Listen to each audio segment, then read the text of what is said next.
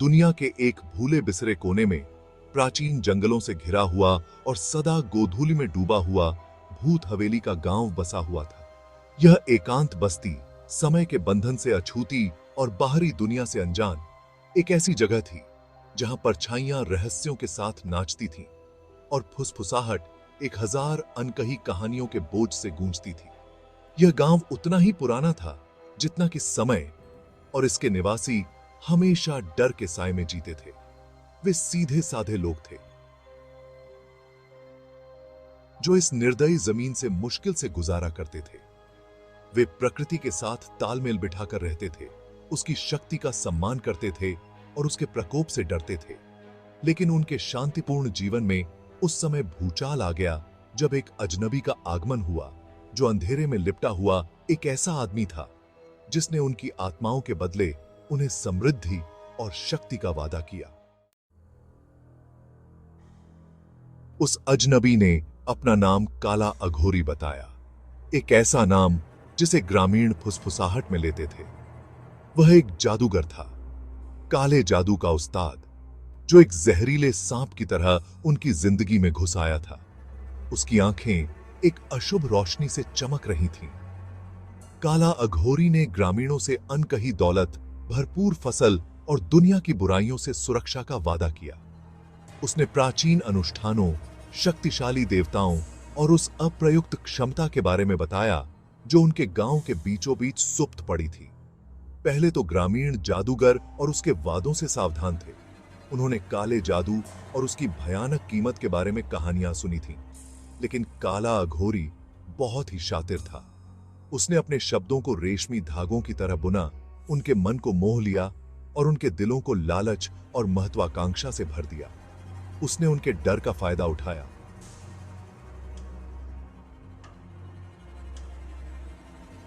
उन्हें उन अनजान आतंकों से सुरक्षा का वादा किया जो परछाइयों में छिपे हुए थे।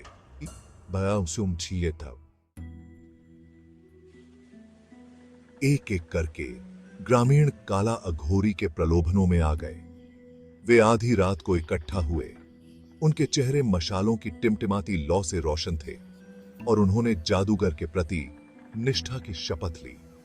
उन्होंने उसे अपनी वफादारी, अपना भरोसा और सबसे महत्वपूर्ण, अपनी आत्माएं उस शक्ति और समृद्धि के बदले में दे दी जिसका उसने उन्हें वादा किया था।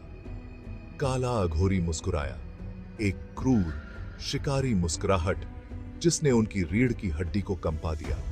जादूगर को वह मिल गया था जो वह चाहता था। उसने गांव और उसके निवासियों पर नियंत्रण कर लिया था। उनकी आत्माएं अब उसकी आज्ञा का पालन करने के लिए थीं। उसने अपने काले जादू के अनुष्ठान करने शुरू कर दिए। पाताल लोक की गहराइयों से दुष्ट शक्तियों को बुलाया, उन्हें शक्तिशाली मंत्र मुग्धता के साथ अपनी इच्छा से बांध दिया। गांव जो कभी शांति और सुकून की जगह हुआ करता था, धीरे धीरे बुराई के लिए प्रजनन स्थल में बदल रहा था।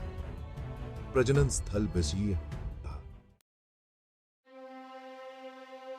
हालांकि काला अघोरी ने प्यार, वफादारी और नेक गुस्से के लिए ग्रामीणों की क्षमता को कम आंका था।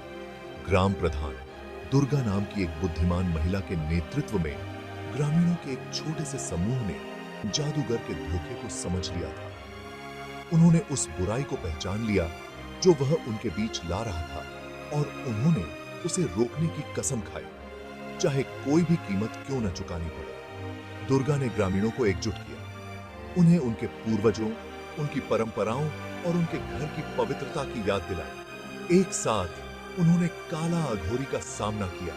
उनकी आवाजें अवज्ञा में एकजुट हो गई। जादूगर उनके विश्वासघात से क्रोधित होकर उन पर अपना क्रोध उतार दिया, लेकिन ग्रामीण तैयार थे। उन्होंने अपने दृढ़ विश्वास के साथ मुकाबला किया। उनके घर के लिए उनके प्यार ने उनके साहस को हवा दी।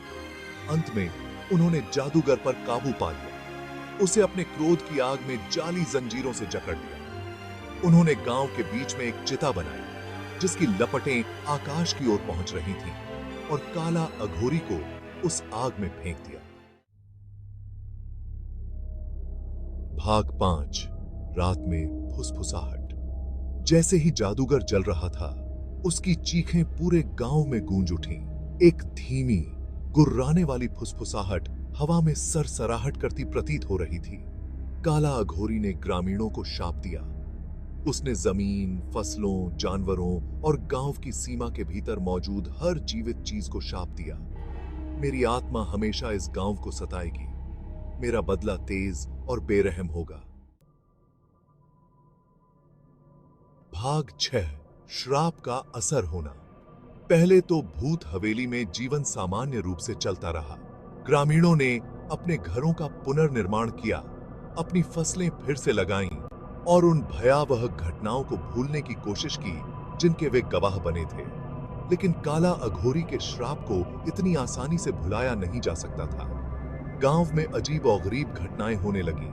फसलें मुरझा गईं और मर गईं। जानवर आक्रामक और अप्रत्याशित हो गए और एक अजीब सी दहशत कफन की तरह पूरे गांव में छा गई। बच्चों को बुरे सपने आने लगे। वे जादूगर की जलती हुई आंखों के दृश्यों से चिल्लाते हुए जागते थे। दरवाजे अपने आप खुलने लगे।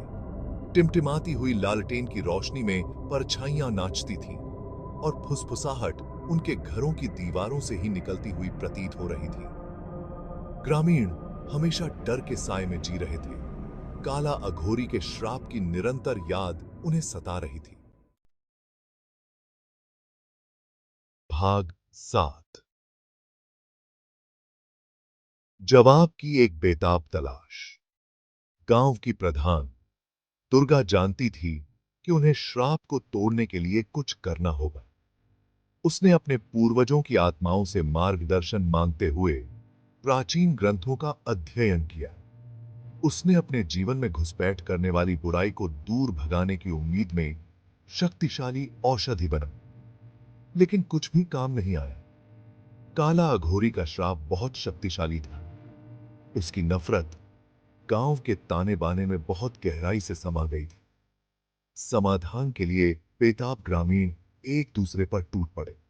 इल्जाम ऐसे लगाए जा रहे थे जैसे खंजर भोंके जा रहे हो। दोस्ती टूट गई और समुदाय के एक बार मजबूत बंधन को संदेह और भय ने तोड़ दिया। भूत हवेली, जो कभी एकता और सद्भाव का स्थान था, अब व्यापक भय और निराशा का अड्डा बन गया था। भाग 8। चमकती आंखें। एक रात युवा ग्रामीणों के एक समूह ने चावल की शराब और युवा बहादुरी के एक शक्तिशाली मिश्रण से उत्साहित होकर अपने डर के स्रोत का सामना करने का फैसला किया। पीढ़ियों से चली आ रही कहानियों में अपने अटूट विश्वास और जंग लगे हंसिया के अलावा और कुछ भी साथ लिए बिना उन्होंने जंगल के बीचों बीच उस जली हुई जगह की ओर रुख किया जहां काला अघोरी को आग की लपटों ने लील लिया था। जैसे ही वे उस जगह के पास पहुंचे, हवा में एक अजीब सी दहशत छा गई। तापमान गिर गया। पेड़ों के बीच से एक ठंडी हवा चली और जंगल उनके चारों ओर सिमटता हुआ प्रतीत हुआ। परछाइयां पंजों की तरह फैल गईं और फिर उन्होंने उन्हें देखा। दो चमकते अंगारे अंधेरे में चमक रहे थे, जैसे कोई शिकारी अपने शिकार का पीछा कर रहा हो। भाग 9। निर्गमन। भयभीत होकर ग्रामीण भूत हवेली वापस भागे। उनके दिल उनकी छाती में तेजी से धड़क रहे थे। वे दुर्गा की झोपड़ी में घुस गए। उनके चेहरे दहशत से पीले पड़ गए थे। उनके शब्द एक दूसरे से टकरा रहे थे क्योंकि वे यह बताने की जल्दी में थे कि उन्होंने क्या देखा था। दुर्गा ने धैर्यपूर्वक उनकी बात सुनी। उनका दिल भय और विवशता के मिश्रण से भारी था। वह जानती थी कि अब वह और कुछ नहीं कर सकती थी। काला अघोरी का श्राप बहुत शक्तिशाली था। गांव पर उसकी पकड़ बहुत मजबूत थी। भारी मन से दुर्गा ने भूत हवेली को छोड़ने का कठिन फैसला लिया। वह जानती थी कि अपने लोगों को बचाने के लिए उन्हीं गाकर ही सीखेगी। उन्हें जादूगर के प्रकोप से बचाने के लिए यही एकमात्र रास्ता था।